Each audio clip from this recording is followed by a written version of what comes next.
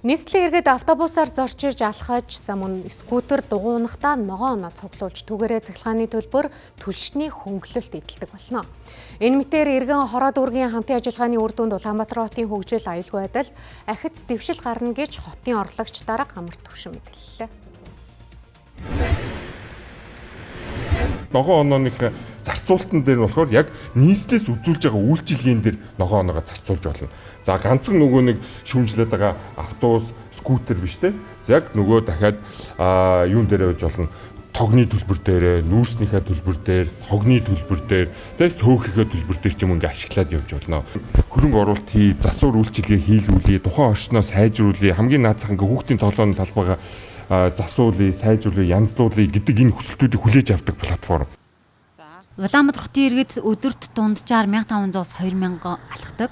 Гэтэл Дэлхийн эрүүл мэндийн байгууллагын зөвлөмжөөр хүн өдөрт дунджаар 15000 алхах ёстой байна. Иймээс иргэдийнхээ идэвх эрүүл мэндэд нь анхаарч алхахыг уриалж байгаа нэг хэлбэр гэж нийслэлийн засаг даргын орлогч онцоллоо.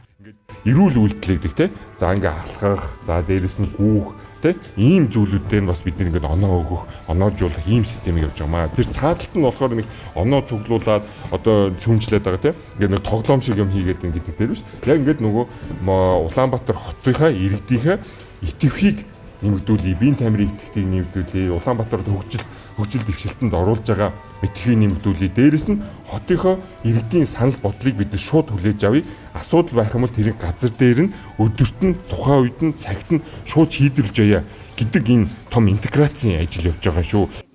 Ногоо оноо тооцох ажил одоохондоо журмын боловсруулалтын шатанда үргэлжилж байна. 2026 онд нийслэлийн удирдлагууд 86 км явгууны замыг засварлагаар төлөвлөжээ. Гэхдээ явгууны замыг засаад дуусах хүртэл нь хүлээх бус хамтд нь энэ шийдлээ хэрэгжүүлэхээр төлөвлөжээ.